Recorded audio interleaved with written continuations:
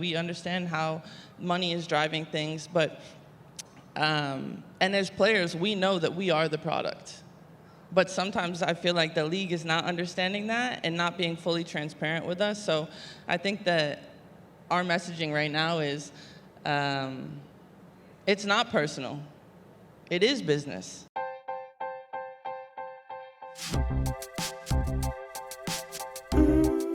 Stewie, I would be remiss not to ask about the statements that Nafisa Collier made about a week ago regarding WNBA Commissioner Kathy Engelbert and ongoing CBA negotiations. Among them, she claimed that the commissioner made comments that players should be, quote, on their knees thanking their lucky stars for their deals. And this is all despite WNBA players still not being paid equal to their male counterparts in the NBA, despite the catastrophic growth of the overarching business. So firstly, what was your reaction to Nafisa's statement? My reaction to Fee's statement is I agree with Fee. You know, I stand 100% with Fee and what she said. I think, yeah, we like that. I don't know. I think it's hard to see that kind of interaction transpire, to hear about it, and then know you still have to have negotiations and continue to be cordial across the table. So definitely agree with Fee. Was there more questions? Oh, yeah. Okay. And there will be. In your experience, are the criticisms of the league warranted? Yes. I think the criticisms of the league are definitely warranted. As you guys all know, we're at an inflection point. We are negotiating our new CBA. We've obviously opted out. We see the TV deal that's coming into play. We understand how money is driving things, but and as players, we know that we are the product. But sometimes I feel like the league is not understanding that and not being fully transparent with us. So I think that our messaging right now is it's not personal. It is business. Show us. So the agreement expires on October 31st. How are you navigating the current tension, and what specifically are players asking for? I think how I'm navigating it, I think it's a little bit frustrating. From a player perspective, we're all on the same page. We're not going to settle for anything less, which is potentially a lockout if we don't agree. So basically for you guys, like we can clap. I like clapping.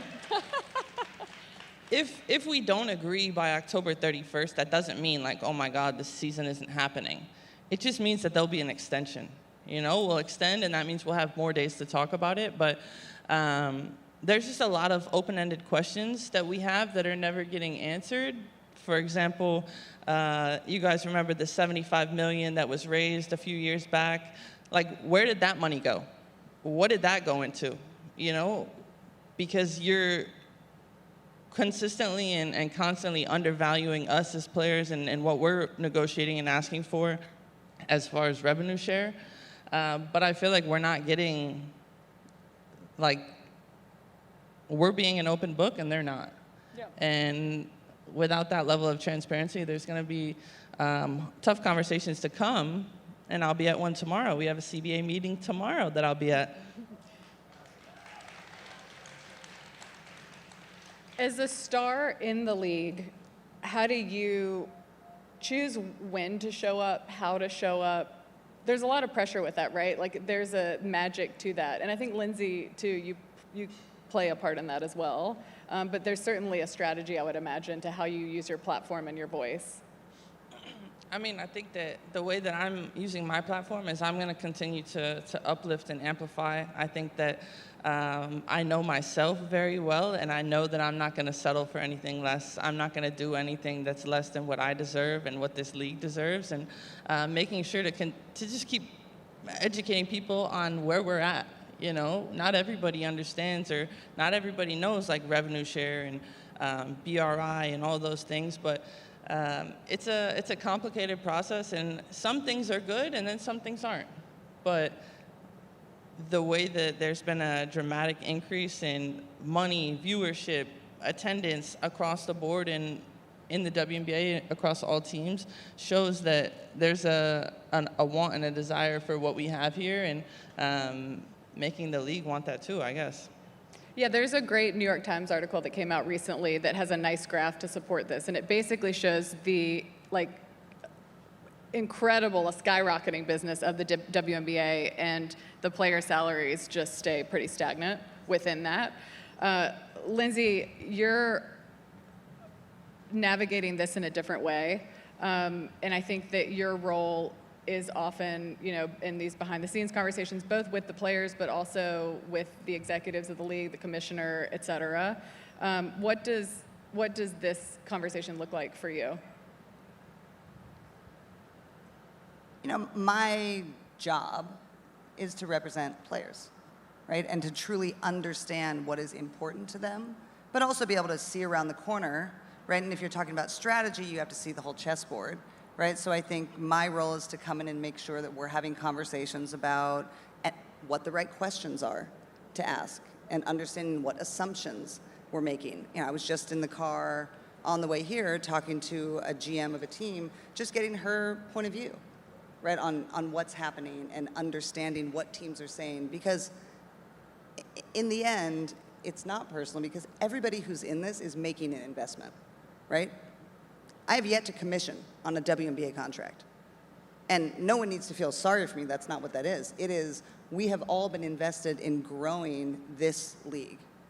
Players have been invested because, you mentioned the Taurasi documentary, Stewie could have made a lot more money playing exclusively in Europe this entire time.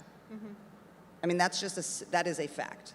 She chose not to, and it's why I don't commission, to play in the WNBA, to build the business as a legacy and as something for the people who come next. For the players you see today, for Paige Beckers, right, to earn so disproportionately less than she should, right, but to understand the people who have sacrificed and built this league for them. And that's something Stewie talks about a lot too, right, pension for players. That's something the women care a lot about. The women care a lot about making sure the players who came before them, not just the Dianas, right, but the Cynthia Coopers and Cheryl Swoops and the people who really, truly built this league, right, and who did not get to reap the rewards that you see the potential in today. Players today are very, very concerned with making sure that alumni players get their due, right? So things like that are also on the table. And so the elements that are personal here is that people are showing up and a lot of people are doing really, really good work. But I think needing a recognition of everyone's place in the partnership, because that's really what this is, right? If you don't feel a part of the upside, you don't feel like a real partner. And I think what the players are asking for is a recognition of their investment. And maybe that's not writing a check for a piece of equity, but it's a lot of sweat equity, right? It's a lot of inspiration equity. It's a lot of time that they've spent growing this thing too. And I think it's not just fair. I think that what's good for the players is good for the business. And we should want them to participate in that, because we all know that we're incentivized when we own it too. Yeah, I mean, not to gloss over, the WNBA has had, I can speak from my experience going to Liberty games. In the last few years, you can see the change. I mean, year over year, it's always a special environment, but you go now and every seat is filled. Merch sales are through the roof, right? Everything through the roof. The players are delivering such an undeniably excellent product. It's a really exciting time, and the fan base is there. My question is, what can we all do as fans and as supporters of the players? How do we show up to make sure that the players are treated fairly? Because we all want that, right? That's you. I think what we can all do, what you guys can do, is continue to show how invested you are in the players. Obviously the teams, and we appreciate you coming to support us, but if people have specific things going on or their own, oh, cool, drone. Their own separate brands. For example, I started Stewie's World, and I created these Stewart hats that I sold out in like 3 minutes, which I wasn't expecting to do. I see one right there, actually. Every player has something like that where they're passionate about it.